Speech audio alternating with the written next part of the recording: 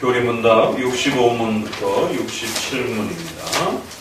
65문 읽도록 합니다.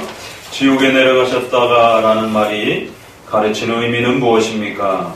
그것은 그리스도께서 영과 육체의 분리를 뜻하는 자연적인 죽음의 고통만을 겪으시지 아니하고 그분의 영혼이 대들과 죽음의 고통이라고 말하는 것처럼 상상하기 힘든 괴로움 속에 갇혀있음을 말해주는 것입니다.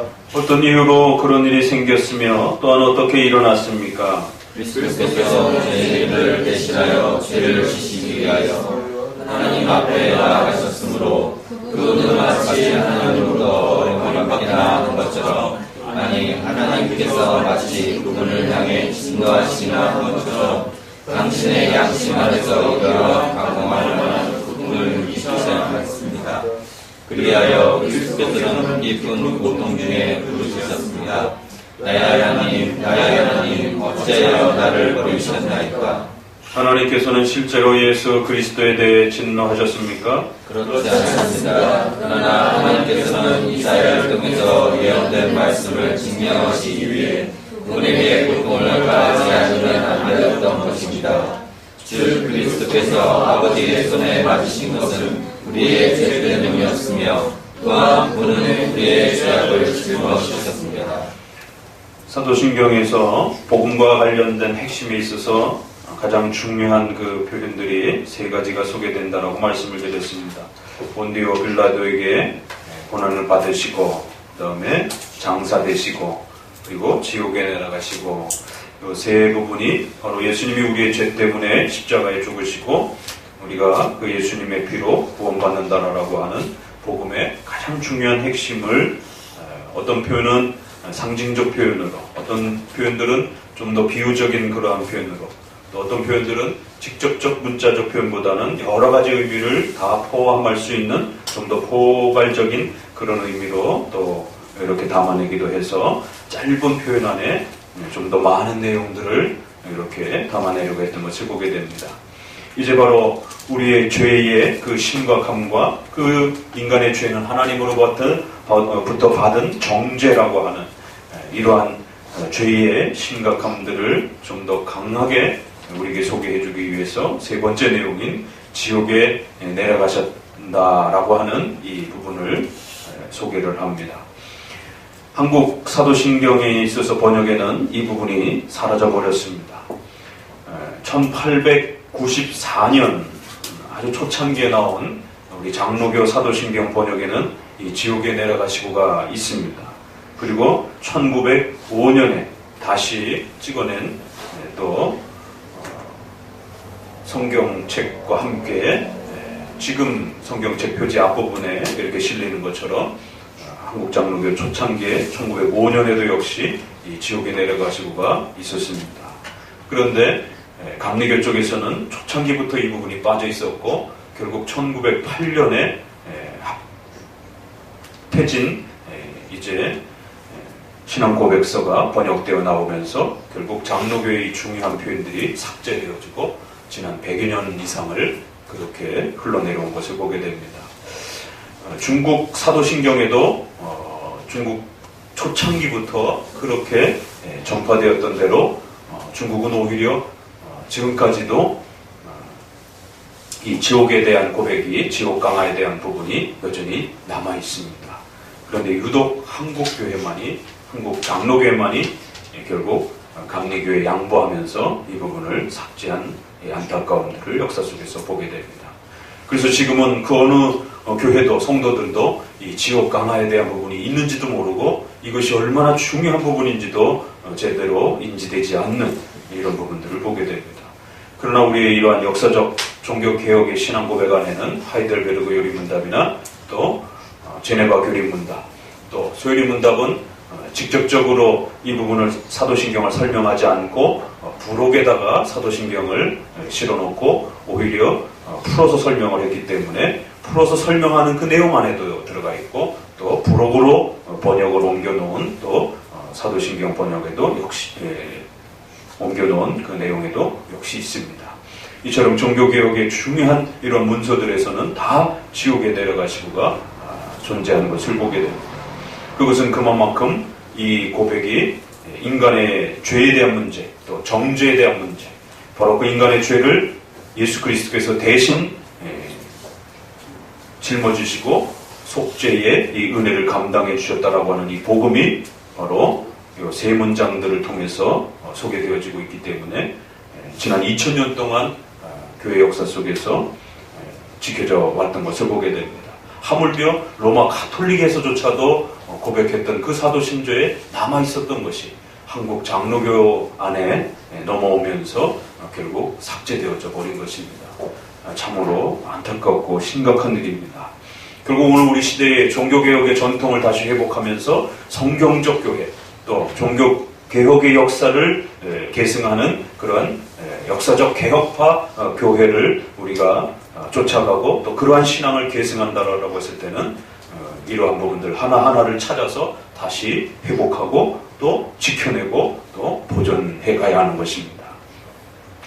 지옥에 내려가셨다라는 것은 무슨 의미입니까? 이것은 바로 영과 육체의 분리를 뜻하면서 동시에 더 깊은 의미는 바로 그 영혼이, 예수님의 영혼이 베드로가 사도행전에 언급한 죽음의 고통이라고 하는 바로 이 엄청난 고통을, 괴로움을 친히 받으셨다라는 그 내용을 담고 있습니다.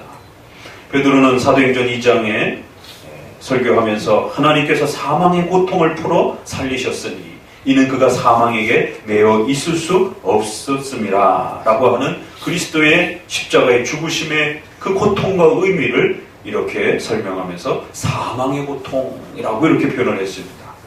바로 죽음의 고통에 해당이 되는 그런 비참과 아픔과 고통의 이 절정을 바로 지옥에 내려가시고 라고 하는 표현으로 담아냈다는 것입니다. 어찌 이런 일이 일어났는가? 왜 예수님이 이러한 지옥의 고통을, 사망의 고통을 맛보셔야 했는가? 라고 하는 질문이 이제 당연히 따라붙게 됩니다. 그리고는 그럼 과연 이 지옥에 내려가시고라고 하는 것이 문자적으로 진짜 지옥에 내려가신 것인지, 아니면 어떤 비유적인 표현인지, 아니면 또 다른 의미가 있는지 이에 대한 또 많은 또 해석들이 따라붙었습니다. 그래서 장로교에 있어서는 베드로의 이 설교처럼 사망의 고통이라고 하는 그 영혼의, 그리스도의 영혼의 고통을 표현해주는 그러한 상징적 의미로 그렇게 해석했던 것입니다. 지옥의 이 아픔을 맛볼 정도로 그 영혼이 어마어마한 사망의 고통을 맛보셨다. 로마 가톨릭은 선조림보라든가 연옥에 가신 것처럼 그렇게 해석해서 결국 연옥신앙을 가르치는 중요한 또 주제로 이거를 변질시켰습니다. 그래서 연옥에 가서 선조림보라든가 이런 데 가서 결국 천국 가지 못한 영혼들에게 다시 제2의 복음의 기회를 전하셨다라고 하는 이러한 잘못된 종말론을 가르쳤고요. 루터파는 지옥에 실제로 가셨지만 복음을 전도하기 위한 것이 아니라 승리를 선포하기 위해서 내려가셨다라고 이렇게 실제 문자적으로 내려가신 걸로 또 그렇게 해석했습니다. 성공회에서는 예수님이 십자가 사건에서의 그 표현을 따라 낙원에 갔다라고 이렇게 표현합니다. 그러면 낙원과 천국은 도대체 같은 거냐 다른 거냐라고 했을 때 다른 것처럼 이해를 한 것입니다.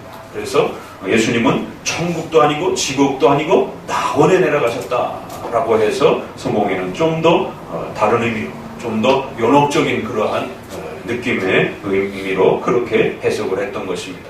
그러나 우리 개혁파에 있어서 선조들은 사도행전 2장의 기초에서 이것은 예수 그리스도의 영혼의 그 고통과 인간의 죄를 짊어지는 그 어마어마한 아픔과 괴로움을 바로 이렇게 표현한 것이다 라고, 바로 지옥과 같은 고통을 맛보셨다, 지옥에 실제로 내려가셨다라는 그런 의미가 아니라 지옥에 내려가시고 라고 이렇게 표현하지만 그 의미는 지옥과 같은 고통과 아픔을 맛보셨다.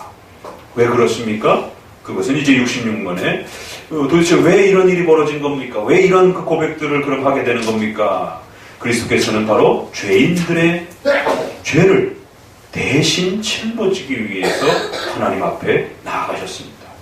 그래서 정죄를 받고 인간의 죄의 그 값을 친히 짊어지기 위하여 십자가에 죽으신 것입니다. 그래서 하나님으로부터 버림받기나 한 것처럼, 아니 하나님의 진노를 받으시는 것처럼 그렇게 고통을 느끼시고 받으셔야만 했던 것입니다. 인간은 반드시 범죄했기 때문에 죽어야 한다라고 하는 하나님의 무서운 그 형벌이 단지 육체의 죽음이 아니라 하나님으로부터 형벌과 책망을 받는 정죄의 죽음이라는 사실을 기억하셔야 됩니다.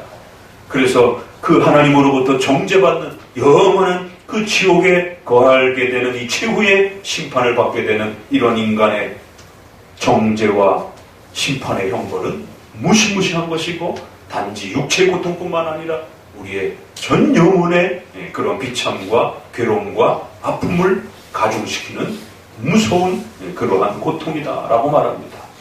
그렇기 때문에 예수님은 죄인들의 죄를 대신 짊어지시면서 그 죄인들이 겪어야 되는 그러한 하나님의 무서운 정죄를 십자가에 죽으시면서 그 고통을 그대로 그렇게 받으신 것이다. 그리하여 그 유명한 고백, 나의 하나님 어찌하여 나를 버리시나이까. 바로 이 지옥에 내려가시고 라고 하는 이 고백은 바로 엘리 라마 사박다니라고 하는 나의 하나님 어찌하여 나를 버리시나이까 라고 하는 바로 이 고백을 가르치는 것이다. 이 고백을 빼고 어떻게 십자가 사건을 이야기할 수 있겠습니까? 이 고백을 빼고 어떻게 인간의 그 참혹한 죄의 심각함을 우리가 깨달을 수 있겠습니까? 바로 하나님이신 예수 그리스도조차도 하나님으로부터 진노와 책망을 받을 때, 인간의 죄를 짊어지면서 그 죽어가실 때에 인간의 죄가 이토록 무서운 하나님으로부터 진노와 버림을 겪으시는 그런 고통을 겪었다라고 이렇게 말합니다. 그만큼 인간의 죄가 무섭다라는 것이고, 그만큼 하나님의 형벌과 심판이 무섭다라는 것을 지옥에 내려가시고 마치 사망을 겪듯이, 고통을 겪듯이 그러한 인간의 죄의 심각함의 고통과 아픔들을 겪어내신 것이다. 그래서 한편으로는 인간의 원죄와 그 죄의 참혹함들을 고백하는 것이고, 또 한편으로는 예수 그리스도께서 그 죄를 대신 짊어지시는 이 엄청난 희생의 대가가 무엇인지를 우리에게 가장 절정적으로 그렇게 이 고백이 드러내고 또 담아내고 있는 것입니다. 지옥에 내려가시고는 절대로 빼서는 안 되는 고백인 것입니다. 바로 3번에 걸친 마지막 최고의 하이라이트, 우리의 죄를 대신 짊어지시고 우리가 겪어야 되고 우리가 당해야 되는 그 하나님으로부터의 정죄와 무서운 형벌적 심판을 예수 그리스도께서 친히 다 감당해 주셨다라고 하는 이 복음의 절정이 바로 이 고백을 통해서 담아졌던 것입니다. 그러나 우리가 여기서 오해하지 말아야 되는 것은 마지막 다시 한번 67문의 질문처럼 그러면 예수님이 하나님으로부터 그럼 버림을 받았다는 고백입니까? 이 고백은 그렇지는 않습니다. 이건 잘 이해를 해야 됩니다. 예수님이 우리의 죄를 대신 짊어졌기 때문에 아버지의 손으로부터 우리의 그 죄 때문에 그 형벌을 받는 그 고통을 담아내시고 그렇게 또 표현되어진 것입니다. 예수 그리스도는 하나님이시기 때문에 결코 성부 하나님으로부터 버림받을 수 없다는 것입니다. 그런데 어찌하여 나를 버리시나이까? 라고 또 이렇게 고백을 하는 것입니다. 그래서 이 부분은 인성적인 고백이면서도 또 인간의 죄를 대신 짊어지면서 인간의 그 죄의 아픔과 고통이 얼마나 큰 것인지를 또 이렇게 표현한 것이다라는 것입니다.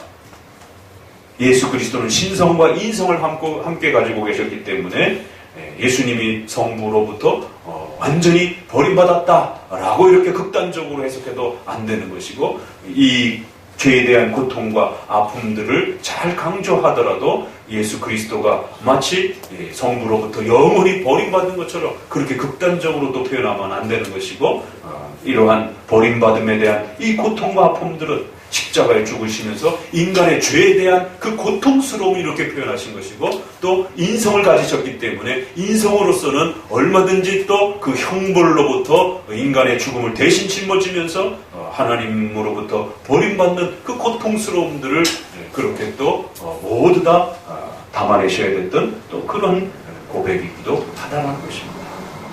그래서 67문에는 이 고백을 지옥에 내려가시고의 고백을 잘못 또 혹시라도 극단적으로 이해할 수 있는 부분이 있을까봐 한 번 더 보충 설명하면서 하나님께서는 예수 그리스도를 영원토록 사랑하셨고 다만 그 인간의 죄를 대신 짊어지는 그 고통의 비참함과 그 아픔들이 얼마나 큰 것인지 이처럼 성부로부터 버림받는 것 같은 그런 지옥을 맛보는 것 같은 그런 고통들을 그 영혼이 받으시고 또 친히 그렇게 그 아픔들을 감당하셨다고 말하고 있습니다.